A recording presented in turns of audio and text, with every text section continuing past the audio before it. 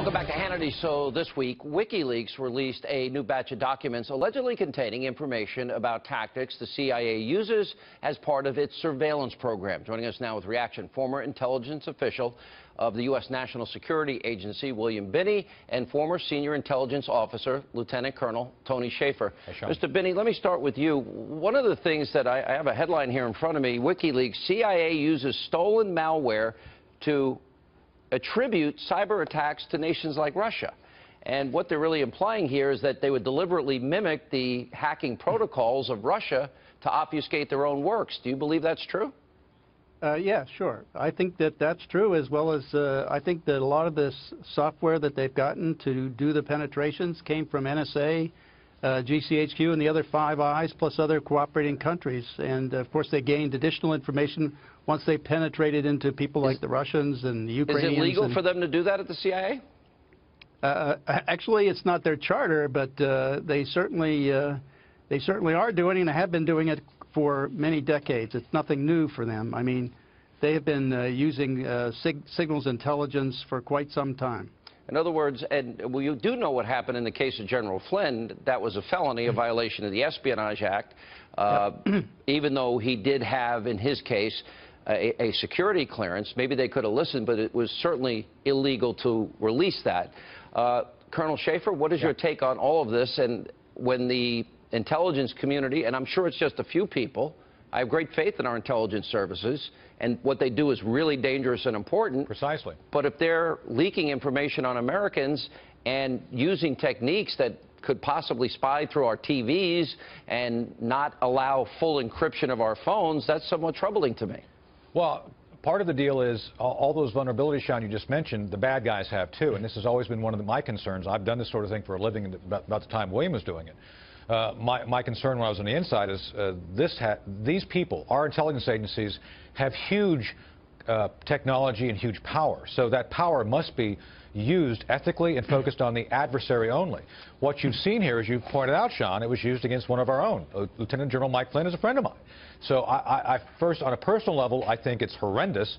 On a legal level, it needs to be prosecuted. Yeah. So I think we have to understand, it's good that we understand these things. It's good we have people who understand the tools, but how you use those tools ethically, legally, and morally is hugely important. Colonel, if the CIA, in fact, WikiLeaks, now, they have a track record. They've not been wrong in all the years of existence. Right. They've not been proven wrong one time. And I'm looking at these documents. I guess the most frightening thing, if you're in the government, is they release less than 1% of the information they say they have. Right. And they're talking about more powerful surveillance techniques than even the NSA, without checks and balances. Correct. The fact that they build a cyber attack arsenal, that $100 billion came from the Obama years, and that it implies that every single electronic device they are capable of hacking and spying through, and even turning TVs into listening devices. Do you believe that? Do you think the CIA has that capability? And if they do, if there's no check and balance, doesn't that mean we're all potentially subject to living in a police state where the government at will can spy on whoever they want, bribe, blackmail, do whatever they want with that? That's scary.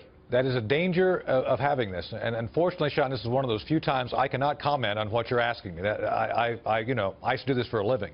I will say this: I think some of those things are even more powerful than you listed, and that's why ethically, legally, and as William said, you have to be very specific about how you use Title 18 as law enforcement, Title 10 is military, EO 12333, Title 50 is intelligence, which has U.S. person restrictions. President Obama, I have a feeling, didn't care. He just told people to go out and do things, and this is where morally you have to have someone who is at the top willing to do the hard things of saying, it is my job to restrict people from using those things abusively. We don't have constitutional protections. Precisely. And this is where we were going. And let me say this, and I don't know if Bill will agree with me or not. ATP 2829, the so-called Russian tool that we used to hack the DNC, Sean, we did it. Not me, but our guys. Former members of NSA, retired intelligence officers, use these tools to break in there and get the information out. That's what the Democrats don't want to talk about because it doesn't fit their narrative. You know that for a fact? You know the Democrats did it, or that former operatives did it? using the malware techniques that they put the Russians' fingerprints on Sean, it and make it appear like the yes. Russians. In other words, you're telling me this whole Russian story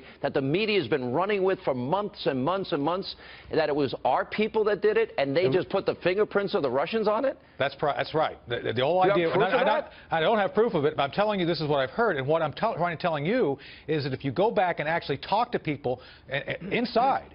The evidence is not that the Russians did it. The evidence is a Russian tool was used. What I'm saying is concerned Americans who were fed up with the Clintons doing things, I think were the ones who actually got in there and broke the information out and gave it to WikiLeaks. I've mentioned this to other reporters, by the way. They don't seem to be interested in going and checking this out because it doesn't Talk to John Solomon and Sarah Carter. They want to hear this. Well, last question, Mr. Binney. Yes. You had told me that you say that every phone call, every text, every email of every American is gathered into metadata right now by our government. Every single call, text, email. Is that true? You know that? Well, it's not just the metadata, it's the content also. Yeah. And our government is storing every conversation. And that's why I wrote that up in a sworn affidavit in support of Jewell versus NSA, challenging the constitutionality of NSA and you say collecting Executive all this Order data. 12333 allows that. Yeah, Section 23C.